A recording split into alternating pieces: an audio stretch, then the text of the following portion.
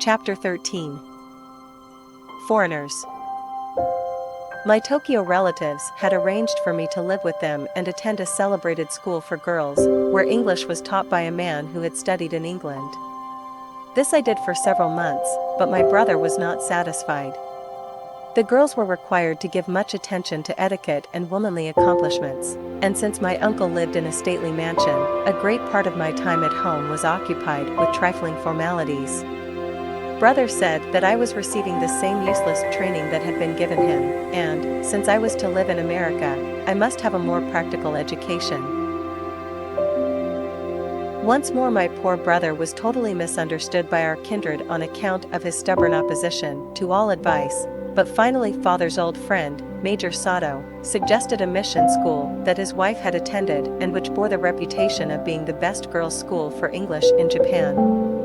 This pleased brother and, since it was a rule of the school that each pupil should have a resident guardian, Major Sato accepted the responsibility, and it was arranged that, until the beginning of the next term, some weeks away, I should be a member of the Sato household. Major Sato's wife was a quiet, gentle lady, unassuming in manner, but with a hidden strength of character most unusual. Having no daughter, she accepted me as her own and in numberless kind ways taught me things of lasting value. It was a 5-mile walk to school from the Sato house. In very bad weather I was sent in Mrs. Sato's jinrickshaw, but, true to my dear priest-teacher's training, I felt that it was almost a disgrace to consider bodily comfort when on the road to learning, so I usually walked. Starting immediately after an early breakfast, I went down the hill and along an old temple road until I reached the broad street passing the palace of His Imperial Majesty. I always walked slowly there. The clear water of the moat, reflecting every stone of the sloping wall and the crooked pine trees above, formed a picture of calm, unhurried peace. It was the only place I had seen in Tokyo that gave me the familiar feeling of ceremonious dignity. I loved it. From there I came out upon the wide, sunshiny parade ground. There was a solitary tree standing just in the center, where I always rested a few minutes, for beyond was a long climb through a series of narrow, crooked, uphill streets crowded with children, almost every one having a baby on its back. These city children did not have the carefree manner of the street children of Nagaoka. They were older and graver. And although all were busy, some playing games, some chattering in groups, and some jogging along on errands, there was little noise except the gada-gada of their wooden clogs. At the top of the hill was my school. It stood behind a long mound wall topped with a thorn hedge. A big gateway opened into spacious grounds, where, in the midst of several trees, stood a long, 2-storied wooden house with a tiled roof and glass windows divided into large squares by strips of wood. In that building I spent 4 happy years, and learned some of the most useful lessons of my life. I liked my school from the first, but some of my experiences were very puzzling. Had it not been for the constant sympathy and wise advice of kind Mrs. Sato, my life might have been difficult, for I was only a simple country girl alone in a new world, looking about me with very eager, but very ignorant, eyes, and stubbornly judging everything by my own unreasonably high standards of conservative opinion. All our studies, except English and Bible, were taught by Japanese men, not priests, but professors.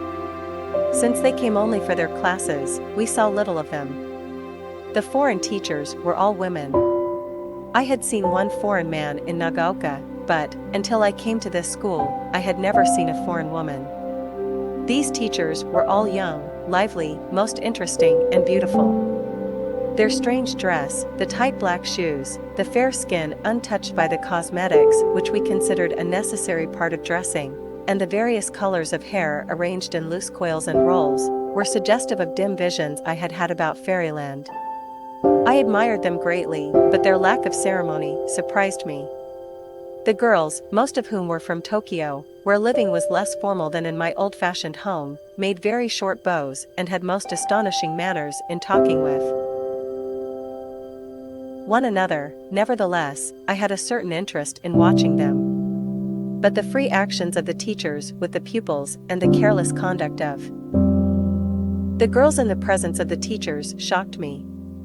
I had been taught such precepts as step not on even the shadow of thy teacher, but walk reverently 3 steps behind, and every day I saw familiar greetings and heard informal conversations that seemed to me most undignified on the part of the teacher and lacking in respect on the part of the pupil.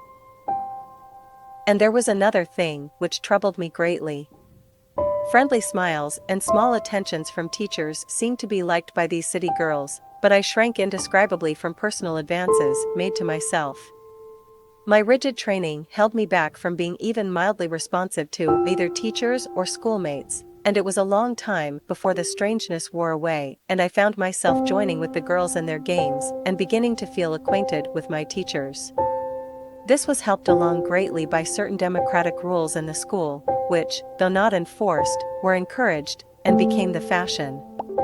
One of these was giving up the use of the honorific sama and substituting the less formal prefix o, thus placing the girls on a plane of social equality. Another, which greatly interested me, was the universal agreement to give up arranging the hair in Japanese style. All wore it alike, pulled back from the face and hanging in a long braid behind. This change was a mixed pleasure. I was no longer a martyr to the gluing up process of scented oil and hot tea, but as I was the only curly-haired girl in the school, I could not escape a certain amount of good-natured ridicule. These things I accepted with ease, but my shoes were a real annoyance. All my life I had been accustomed to leave my shoes at the door whenever I stepped inside a house, but here, in the school, we wore our sandals all the time, except in the straw-matted dormitory. I was slow to adapt myself to this, and it was months before I conquered the impulse to slip back my toes from the cord when I reached the door of the classroom. The girls used to wait outside, just to laugh at my moment's hesitation. These changes in my lifelong habits, combined with the merry ridicule of the girls, made me feel that I was one of them, and that Etsubo had slipped entirely out of the old life and was now fitted happily into the new. Nevertheless, there were times when, aroused from deep study by someone suddenly calling, "Oh, Etsu-san," and, after a dazed moment of adjusting myself to the new name, I would hurry down the hall, my sandals sounding a noisy clap-clap on the floor, and my head feeling light with the cool looseness of unbound hair. I would be vaguely conscious, somewhere within me, of an odd fear that Etsubo was nowhere.